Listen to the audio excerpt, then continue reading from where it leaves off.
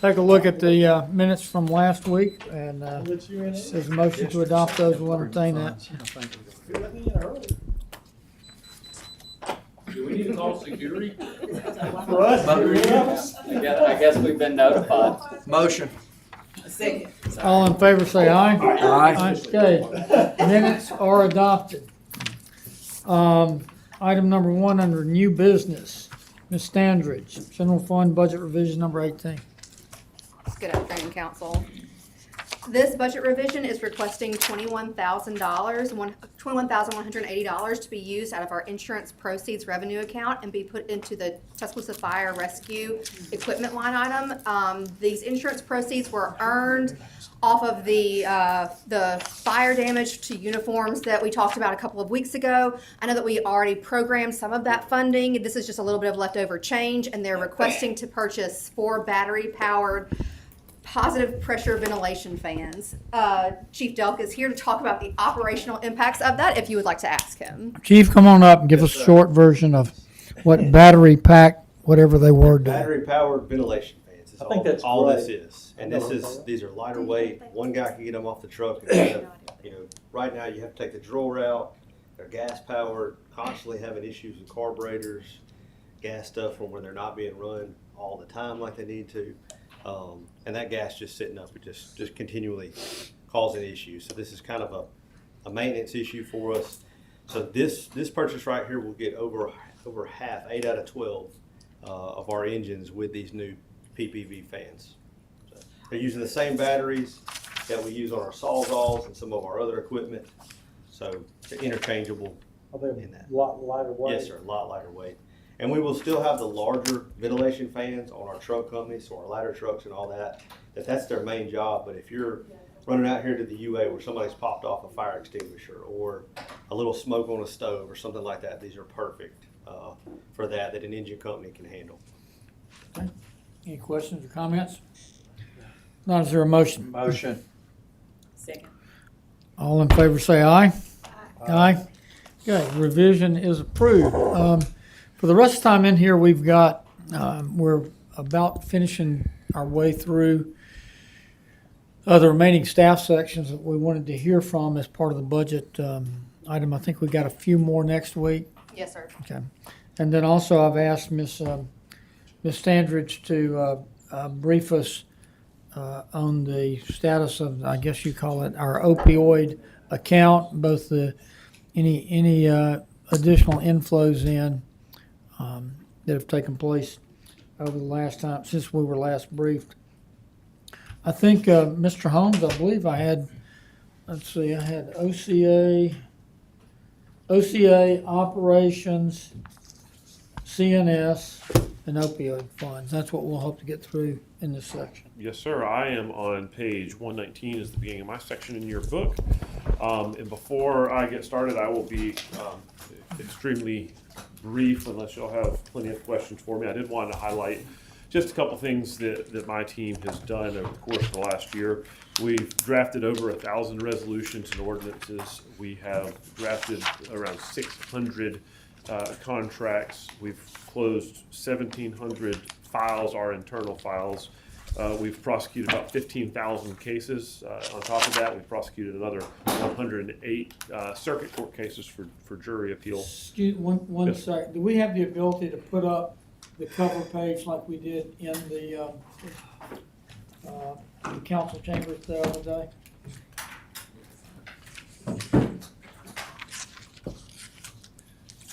While they're doing that, Mr. Busby, I do want to highlight Mr. Bobbitt in my office, as well as Christina Houghton, who have recently acquired over 50 properties just in the last 6 months. The vast majority of these were for the University Boulevard East project in Mr. Tyner's district. Not only did he acquire those properties, we did it without the need to utilize eminent domain, which I know makes Mr. Tyner's life easier. It speeds up the project substantially. And he came in, I believe, about 20% under what was budgeted for property acquisition. Christina Houghton is one of our legal assistants that assists Tom. I know oftentimes you see my attorneys, you don't see our legal assistants, but Ms. Houghton spent untold hours driving around town and visiting with people in Mr. Tyner's district to get offer letters out, get documents executed to help us do that. She's also the legal assistant that helps keep us in line with when our insurance renewals need to come before committee to discuss. That was 20% under budget. I believe we're about 200,000 under a $1.5 million budget. We came in about 150. That's incredible. Or so that's 10%. Sorry, you're listening to lawyer math and not accountant math.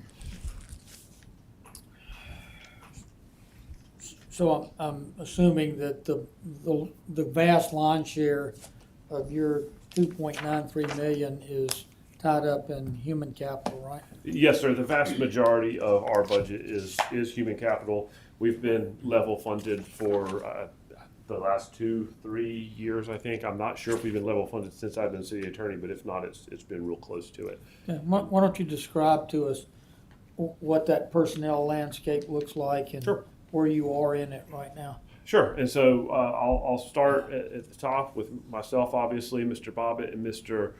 Woodson are my two deputies. Below them, I have two senior associate city attorneys. That's Sarah Miller. She's in charge of our procurement and contracting. Y'all don't see her a lot, but basically all of those contracts and everything you see off of projects comes across her desk. As addition, Mr. Hobbs is a senior associate. He deals with the Elevate projects, a bunch on the Saban Center, works a lot with our litigation as well as with our sort of more internal core services, which supports planning and zoning, the zoning board of adjustment, as well as the HPC, as well as HR type of issues. Below that, we have Chris England. Chris handles our claims as well as franchise and other agreements. Also helps us understand some of the legislative side of things. We have Oto Twamakumo. Oto works with Sarah Miller on the contracts and procurement side. He backs her up on the ample amount she has to do, but he is primary on Miss Day's team. And so he handles the items for the amphitheater, all the various agreements needed with our arts and entertainment division, as well as anything else we need to throw at him. In addition, as an associate city attorney, we have Hudson Cheshire. Y'all see Hudson in here occasionally. Below the associate position, we have Erin Harden, who works primarily as our municipal court prosecutor. When she is not doing that, we do have other tasks that she handles, including our the resolutions and items that come off of our CD committee and here go through Ms. Harden. In addition, we have Ms. Megan Smalley, who y'all met a couple weeks ago. She is our newest attorney. Right now, she is preparing to cover municipal court when Ms. Harden goes out on maternity leave. And unfortunately, probably for Mr. Cheshire, she goes out on maternity leave a couple weeks after Ms. Harden does. But she will support largely Mr. Bobbitt, Mr. Hobbs, and Mr. Cheshire in kind of our core internal services portion of my department. Beyond that, we have 6 support staff members. That is made up of our executive administrative coordinator. That is Miss Felicia Bannister. Felicia, y'all may have interacted with her. She was actually Glenda's legal assistant when Glenda was here, was my legal assistant before she moved into this position. She handles all of our administrative side of things. That is basically our office manager in OCA. Then we have 5 legal assistants. I have a legal assistant, Heather Hand. If I have done something wrong, it's probably because I tried to do it myself and didn't let Heather help me. She keeps me where I need to be and helps manage me. She also backs up Stacy Williams. Stacy Williams is the primary legal assistant for Sarah Miller and Oto Twamakumo. Ms. Houghton is the legal assistant for Mr. Bobbitt, Mr. Hobbs, and Mr. Cheshire. Rita Dyer is the legal assistant for Jimbo and Chris England. And Candace Elmore is the legal assistant who supports Erin and Megan. Those ladies take a lot off of our plate. One of the things that I tried to accomplish when I became city attorney is not silo us, but but create some organization into who's handling what. So we knew internally who was the primary on certain issues, as well as our department heads and staff would know which attorney to call. One of my philosophies, we run our office probably more akin to the practice of a law firm than your average government office.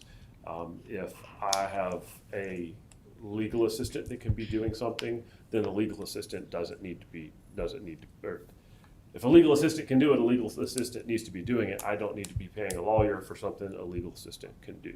So we have moved a lot of that, which hopefully helps with our efficiency and allows us to spend our time doing the things that really need to be the focus of an attorney. As we teeter on the precipice of artificial intelligence being incorporated into the operation of the city, the same logic evaluator you use for legal assistant versus lawyer, how do you see that coming into play?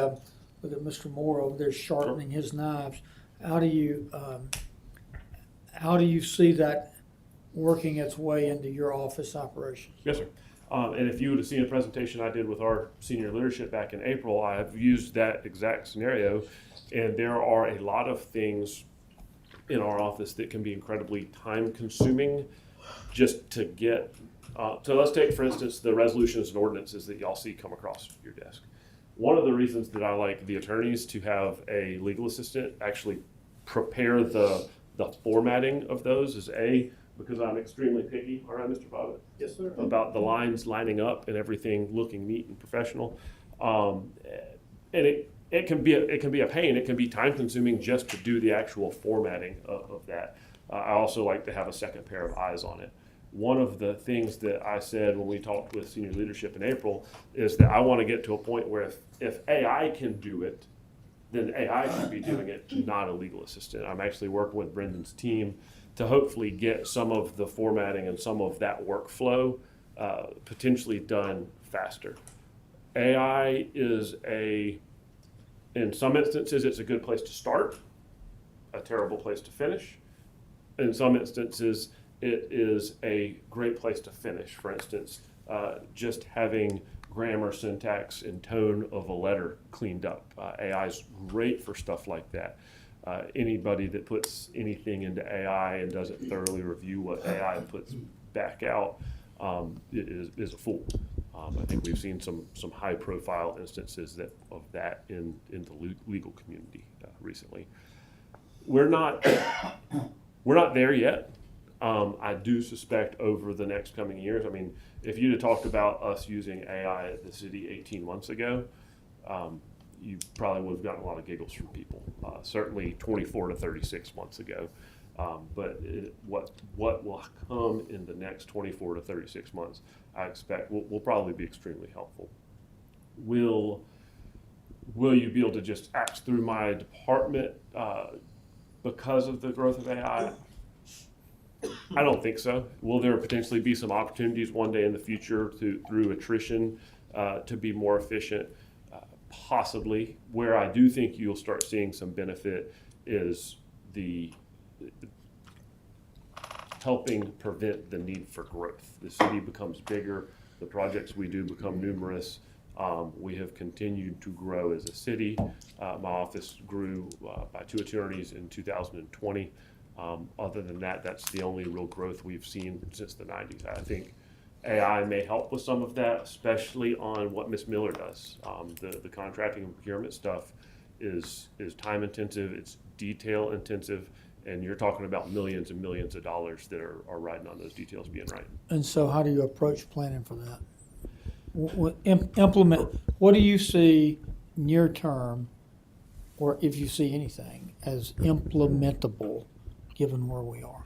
A lot of what we will be able to determine near term, I'll hopefully have a much better answer for you a year from now. Hopefully once we get with some of the stuff that Mr. Moore is doing and start to be able to plug in and really see where we can get stuff workflow wise sent through AI. And again, I want I want AI to be one step of the process. Every resolution and ordinance that comes across y'all has come across my desk, and I've signed it at the end. You have it in the office now?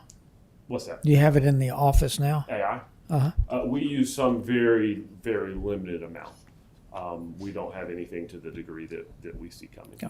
And so I expect with workflow that to be able to help. Look- From the long term, and I don't remember if this is your question, Mr. Busby, or if I've just heard you ask this to other department heads. So excuse me if I'm jumping. It's okay, in front of you're welcome to extrapolate.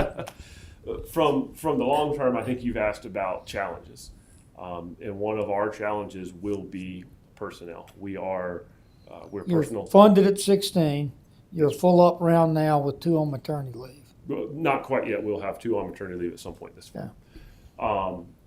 Yeah. Our office has folks who have been here for a long time.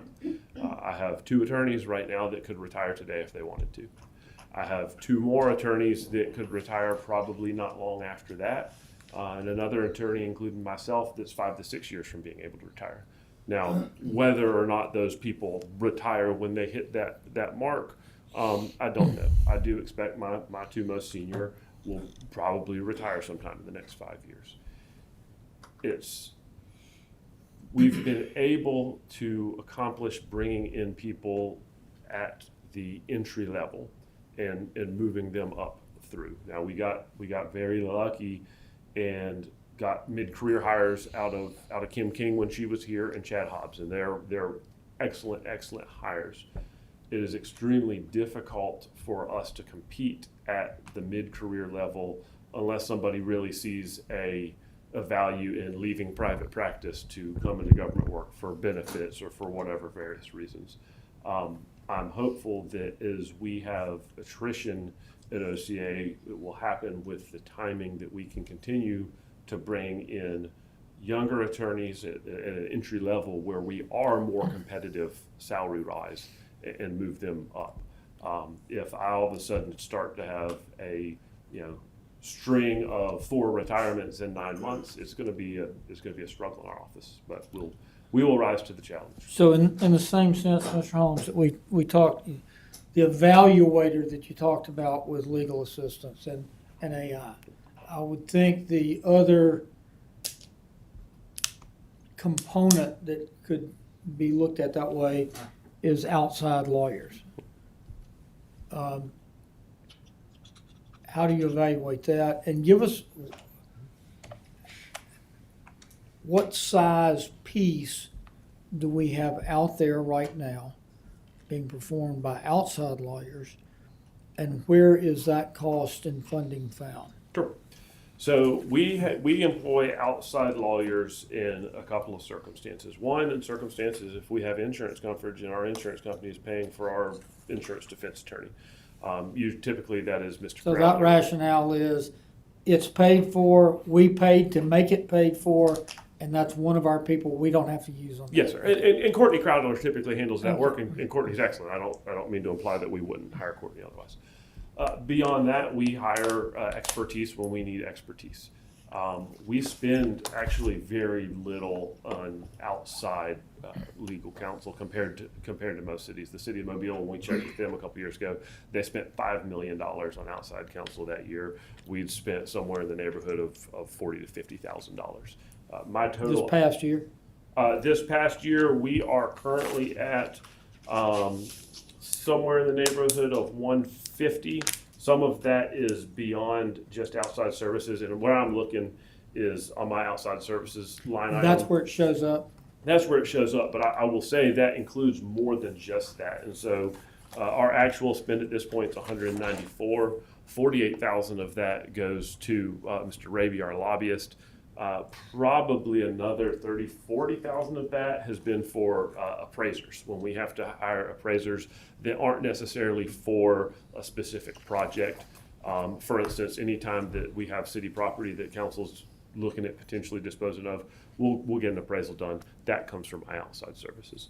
So probably As opposed to project specific are contained in there? Yes, sir. So for Right-of-way instance, the property that we were requiring for the University Boulevard East project, that was budgeted within that project. Okay.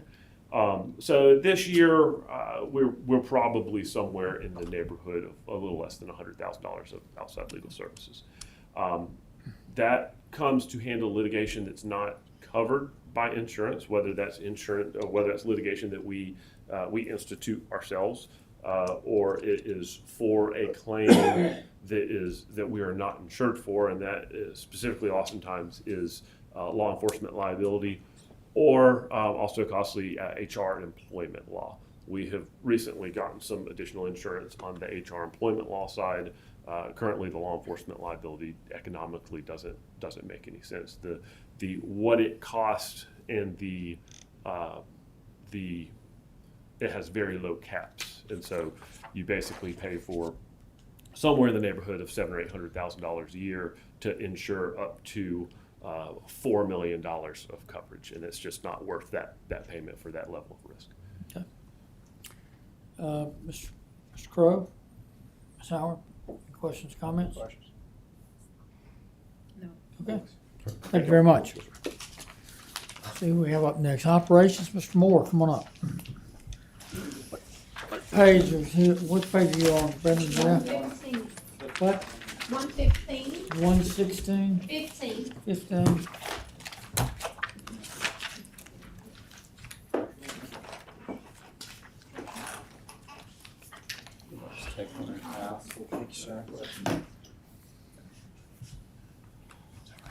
Good afternoon. Good afternoon, welcome.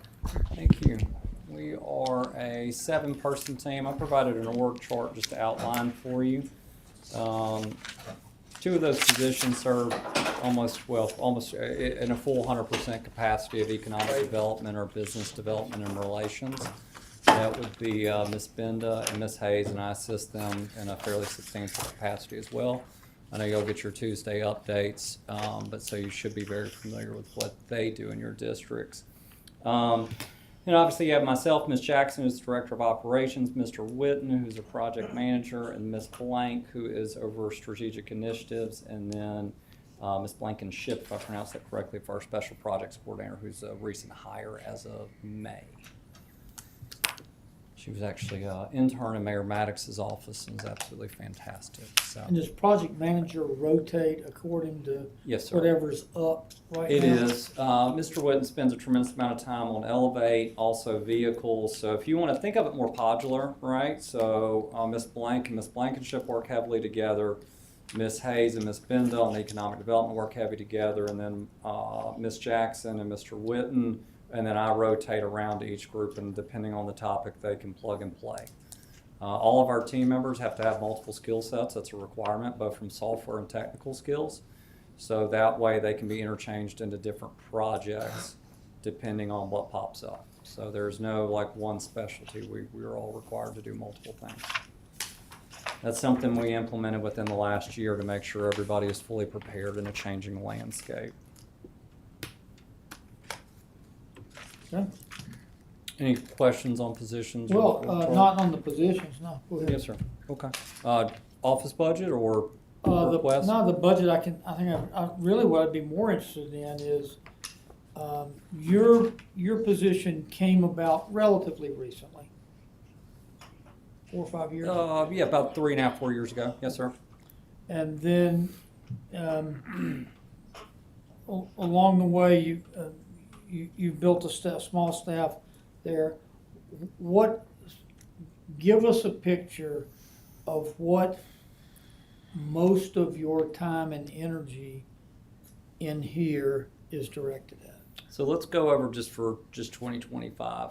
Just beyond your standard issue items of what you think of as Elevate or economic development, general technology deployment, system optimization, those types of just organizational elements, right, which are just bread and butter. Projects for this year, E911, which is something we worked with both chiefs on to drive down cost and consolidate some efforts. I believe that came up. Cyber incident response planning, which we'll coordinate with IT, which will have a corresponding business continuity plan for each office.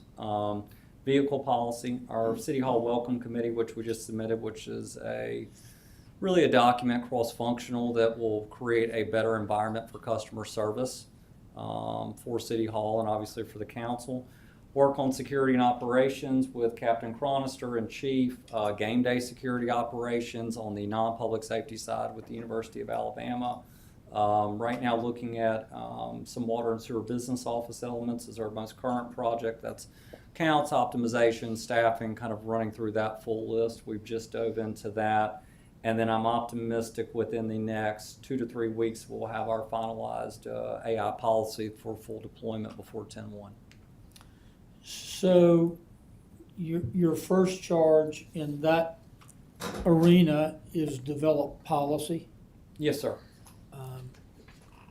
and then do you have an idea of kind of how that policy will be shaped? And I mean, is it directed at what type of things each individual departments should be looking at evaluating, or is it aimed at these are mandated, they're in your department, get to work?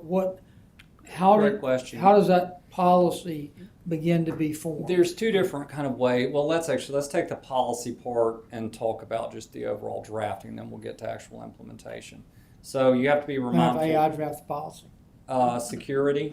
We have to be mindful of ethics, responsibility, the human element, and how that all works together from a deployment standpoint. So let's walk through some examples.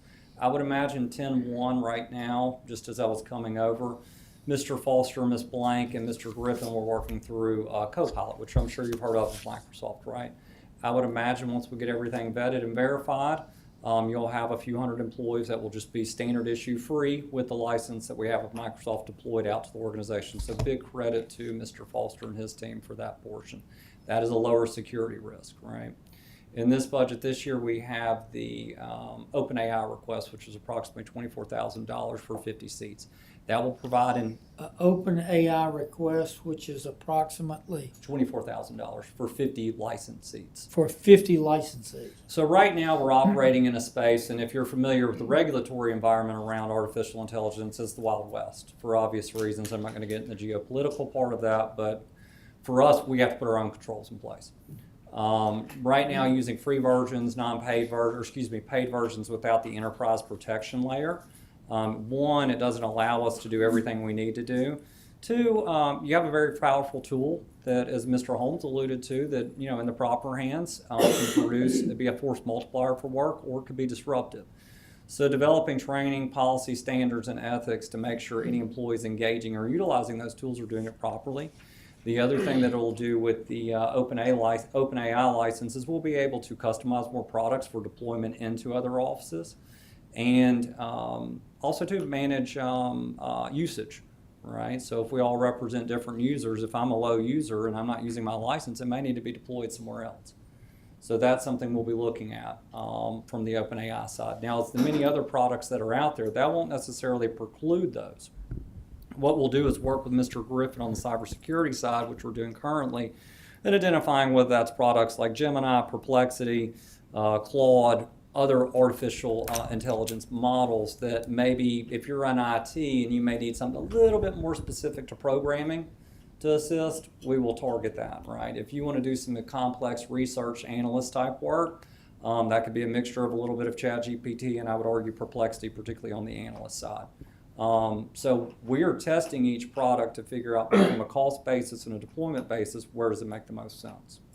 So, Brendan, as part of the policy development, Yes, sir. are goals or attainables included as part of the policy? Is there a small team or an individual or who's saying, it's great, but in 3 years, be here. As far as, are you meaning for And metrics as of far as performance or? Integrating and implementing artificial intelligence in such a way to make the city's operations more efficient. I would and like to equally have that in the effective. next 12 to 24 months. Now, you asked the question, let's get back over onto this side. So there's two different approaches, right?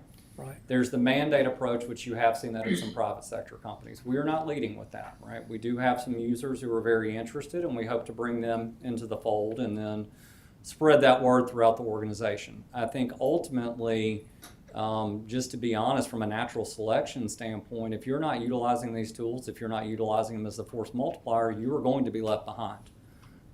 That is just a fact as we move forward over the next 24 months. So eventually, as you're either a hiring manager or you're reviewing your HR related items, you're going to look and go, okay, we've got Mr. Moore.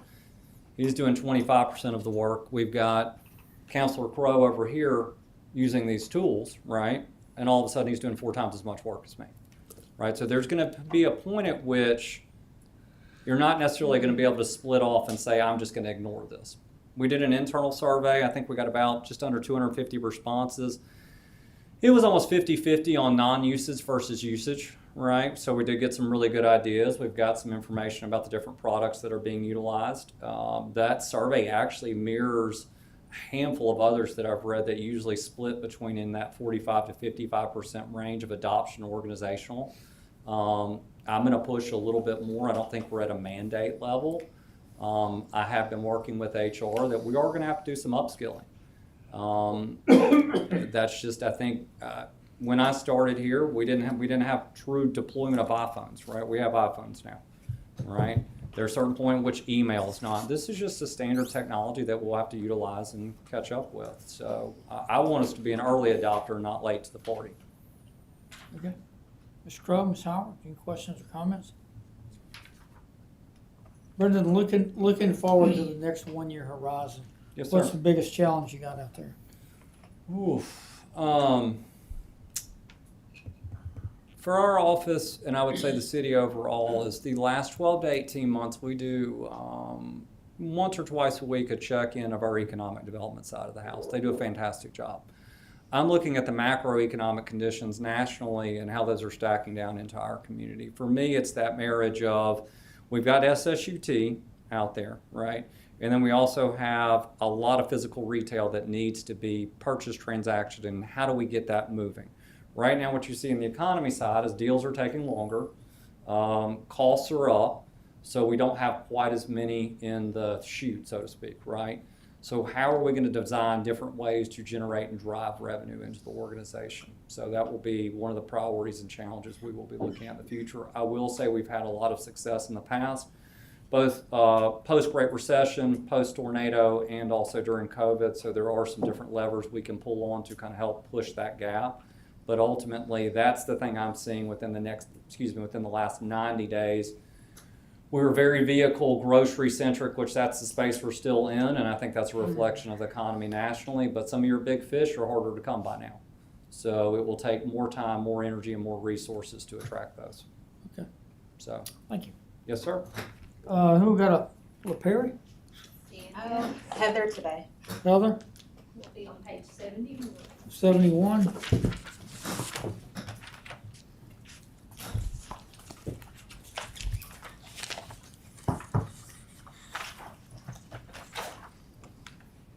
Hey, Heather, welcome. Thank you. Good Good afternoon. afternoon. So for the community and neighborhood services, we have about 9 employees with an executive director, an associate director, 3 program managers, a special projects coordinator, a grant specialist, and a federal programs technician. We manage 7 federal programs and 1 non-federal program. So that's your common programs that you understand: CDBG, home ARP, HMIS, the continuum of care, and then we also have a housing certified housing counseling agency with HUD, with 3 certified housing counselors operating in that program. Our non-federal program is our summer jobs program. We also operate some in-house services through some of our federal programs with Let's Paint, Let's Renovate, as well as the housing counseling agency with one-on-one housing counseling and our housing counseling workshops. Our budget is pretty much the same as last year. We have closed out 2 of our federal programs, so you will notice the reimbursement is reduced by $15,000, but that has to do with the lead abatement program closing out, as well as the CDBG CV program closing out. Our office, This year, we're probably operating with 1.6 million in our federal grants.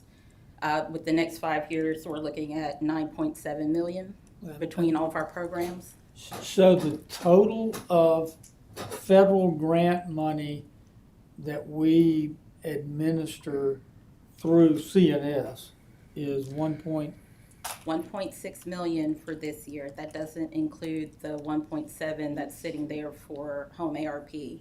And then planning for the next 5 years, because we did just finish our consolidated plan for 5 years. That plan incorporates $9.7 million.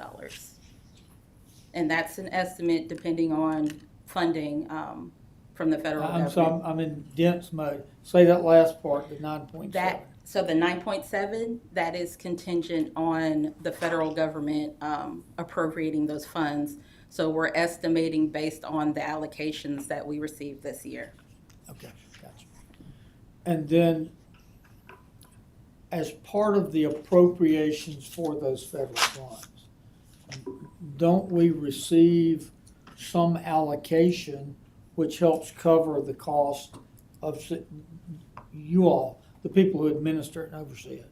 Yes, so we receive administration costs on most of our grants, and we also utilize project delivery costs. So when I talk about some of the activities that we administer in-house, we can also get admin, kind of like an admin off of that.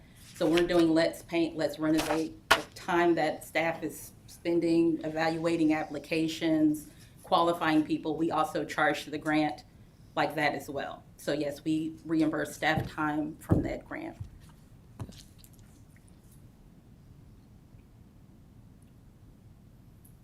Okay, Mr. Crowe? Ms. So Howard? that's the $200,000 credit. That's the reimbursement shown in there, or Right, is that's the there more than that? recommendation from the mayor's a credit of $185,000, but That's the that's reduction the of- reimbursement. That's from- correct. For personnel costs. Very straightforward, Mr. Chairman. I'm good. No questions or comments. I'm sorry, what, Ms. Howard? I'm good. No questions. Yeah. Thank you. Okay, thank you very much. Thank you. I think what that, Ms. Standards, what does that leave? Opioid funds? Yes, sir. Good. Let's see what we got. I have a large sheet that I can hand out since this, goes quite a number of years into the future. That's like spreadsheet. It does look like the elevator spreadsheet, but Not enough if money. there's one thing that we can do well, it is create a multi-cell Y'all good at it. spreadsheet report. Thank you. Oh, I got it. you got it? So this will show everything that we have received in and then also been notified about to date for the opioid funds, and then also everything we've paid out. So really, it's kind of what you're used to seeing. All of the revenues are on top, and the settling entity, and then the expenditures are going to be in that bottom section within the parens that you see. We've only paid out Freedom Farm, Phoenix House, and then we used 1 year for EMS prevention salaries. We have not done that this current fiscal year, and we do not plan to do that for the upcoming fiscal year either. We have 1 more year of payment to Freedom Farm. That's the $250,000 that you'll see in fiscal 26. And then the Phoenix House, their annual agency funding amount. The district attorney's not in the 100,000, it's just kind of agency funding. Yes, sir. That money could come out of opioid money if you specify where it goes, correct? That is something that I have to advise with OCA, and generally it's Chad Hobbs that we will talk to about whether or not each individual settlement has its own specific parameters, and so whether or not we can use one settlement versus another in different ways, that's really going to be up to them. But if they said it was okay, we could. Oh, absolutely. We can cut a check for anything. Well, You're that's good. As Good long as answer, they tell me Carla. it's legal to, then I'm fine doing whatever. Let's talk after the meeting. Carly, walk me through just how to track down the spreadsheet. Okay. So 23, it looks like we brought in $1,349,000. Yes, sir. 24, we brought in 191,000. 191. Mm-hmm. and we put out 520. Yes, sir. So then you'll have your annual surplus or deficit underneath that in that first gray line, and then But you'll have the surplus cumulative. debt, so we're a million up at the end of 24. We're in 25, we're coming to the end. We brought 404 in, Yes, sir. okay? There is itemized there, Freedom Farms and Phoenix House, which totals 387. We have a small surplus for the year, but the cumulative stays above a million. Yes. Okay, and then for 26, which we're looking at now, we're still continuing the programmed, expectation programmed of 119 from John, McKesson, McKesson. Cardinal Health for blah, blah, blah. Total another 404 is what we think is new opioid money coming in for 26, right? Correct. And then With a planned outflow of 400. planned outflow, 400, a little bit of annual surplus, but still a million cumulative surplus. Yes, sir. Okay, all right, now I'm getting the hang of, And as you can see, the Walgreens one has a note at the top that we do have a projected payout amount per the city attorney's office, but we do not have a payout schedule. So that those numbers have not been included because we don't know when we're going to be receiving them. Mr. Holmes, we don't have an idea. We don't have an idea. Is it this year? Some of them we will probably have a better idea than others. I can get with Mr. Hobbs and clear that up. Some of them, this is the MDL litigation is. I mean, it involves so many plaintiffs that it's in all various courts. Well, and what Mr. Hobbs told me when I asked about it just last week when you mentioned that you wanted a briefing on it, Mr. Hobbs said that the amount that we have been given is listed in a settlement, but it has to go through so many different layers of I guess approvals through a payout agent, and so we just don't know if we're going to receive it all in one lump sum, if it's going to be over a 5-year period, or that's yet to be determined by the payout agent. Okay. Got you. Thank you very much. Ms. Howard, Mr. Crowe, comments or questions? The spreadsheet reflects every planned expenditure up to this point that has been obligated or we've kind of discussed, right? Either proposed or already obligated, yes, sir. Yeah, or obligated. Okay.